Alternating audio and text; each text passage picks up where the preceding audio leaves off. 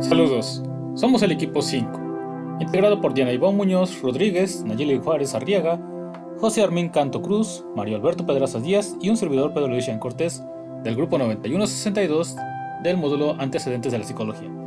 Les hablaremos acerca de la psicofísica y método de los límites, método de los estímulos constantes y el método de ajustes.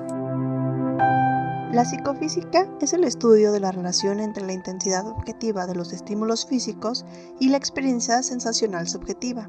Esta disciplina está interesada en establecer las relaciones matemáticas precisas entre los estímulos, medidos en escalas físicas, y las sensaciones evocadas por esos estímulos, medidas en escalas de sensación. Sus orígenes se remontan a Alemania con los trabajos de Weber y Fechner.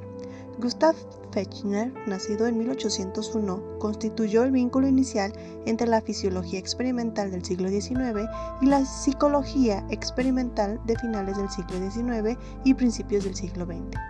Fechner le dio a este nuevo enfoque el nombre de psicofísica, para describir la relación entre la mente y el cuerpo, entre lo material y lo mental, mediante la cuantificación de las relaciones entre los mundos físico y psicológico, es decir, medir relaciones entre la psique, acontecimientos mentales, y lo físico, acontecimientos materiales.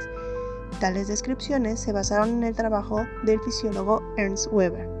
Fue en 1860 que Fechner publicó el libro por el que es recordado, Elementos de Psicofísica. Fue a partir de este hecho que queda establecida la disciplina de la psicofísica y por consiguiente de la psicología experimental. Fechner llevó a cabo la primera investigación sistemática en psicología experimental, proponiendo la cuantificación de las sensaciones de manera indirecta, pidiendo a sus sujetos experimentales que distinguieran entre las diferencias de los estímulos. Sin embargo, este método ya había sido utilizado por el alemán Weber, en donde sus experimentos consistían en establecer las diferencias mínimas que podían ser percibidas por los sujetos. A partir de esto, Fechner elaboró lo que actualmente se denomina la ley de Weber-Fechner. Esta representaba, en lenguaje matemático, la relación existente entre las variaciones incrementales y las sensaciones y los estímulos. El método de los límites es también conocido como el método de las mínimas diferencias perceptibles o bien como el método de los cambios mínimos. Este método psicofísico fue desarrollado por Gustav Theodor Fechner y consiste en presentar dos estimulaciones, de las cuales una de ellas se mantiene fija, mientras que la otra va cambiando de manera sistemática.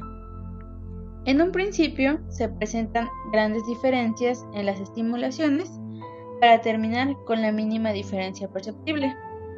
Seguidamente se realiza el mismo procedimiento, pero esta vez invertido, presentando dos estímulos iguales para llegar a la mínima diferencia perceptible.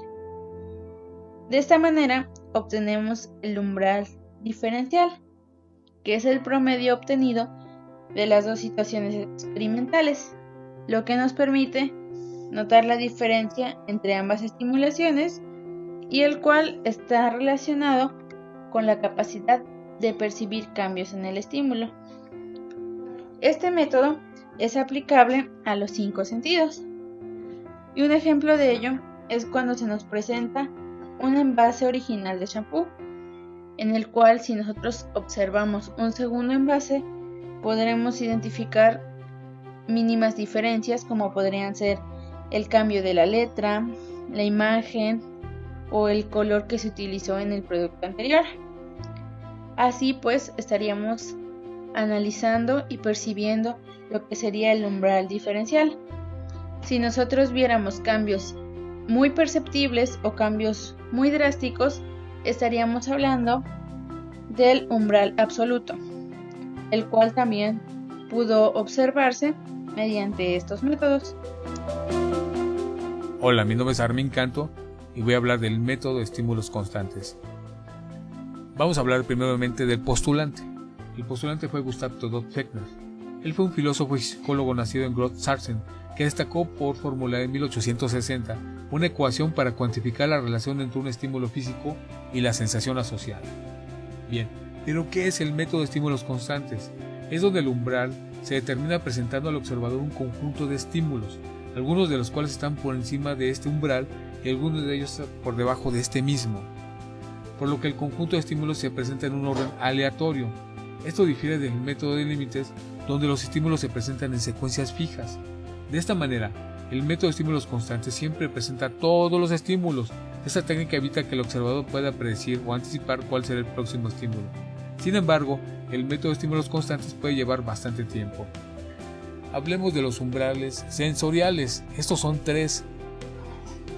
El primero se refiere al del límite superior. Se refiere al punto de quiebre entre la tolerancia y la intolerancia.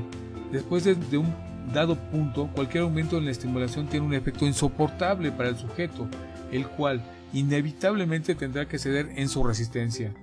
El segundo sería el del límite superior. Este consiste en el grado mínimo de sensación que debe existir para que el sujeto sea capaz de percibir el estímulo. Una intensidad menor al nivel del estímulo pasará desapercibido para la persona. En cualquiera de los supuestos, interfieren una serie de factores que pueden ser biológicos o incluso relacionados con circunstancias sociales, de la crianza del sujeto o del medio en el cual se desenvuelven cotidianamente, por ejemplo. El tercero sería el umbral diferencial. Esta la definimos como la diferencia mínima en la intensidad de un estímulo que debe darse para que el sujeto se dé cuenta de la diferencia en una de cada 2 ocasiones, es decir, el 50% de las veces. Esta es mi participación, muchas gracias. En el método de ajuste, también llamado método de los errores promedio, el sujeto manipulaba y ajustaba el estímulo variable en referencia al estímulo constante para que coincidieran en magnitud. El objetivo principal era reconocer la diferencia de estimulación mínima que un observador puede reconocer. En este método se mide la resta entre la magnitud real y estimada para obtener un promedio que indique los errores producidos. Fechner adoptó este método a partir de su uso en astronomía. Según Osgood, 1969, se utilizaban 2 tipos de ajuste. En el ajuste 1, partiendo de una gran diferencia establecida por el experimentador entre el estímulo constante y el estímulo variable, el observador ajusta la variable hasta que ambos alcancen una igualdad perceptible. Lo que surge de este experimento es una ecuación subjetiva antes de llegar a una ecuación física real. Graficando muchos resultados de estas aproximaciones, se puede apreciar que surge una curva de error, y la media de estos errores representa la diferencia apenas perceptible, DAP, o sea, el punto promedio donde el observador reconoce una diferencia apenas perceptible entre 2 estímulos. Este fue un método utilizado por los conductistas en tiempos posteriores, ya que el experimento permite medir los errores de respuesta directamente en lugar de depender de los juicios verbales subjetivos del observador. Hola. El método de ajuste 2 registra el estímulo de igual a diferente.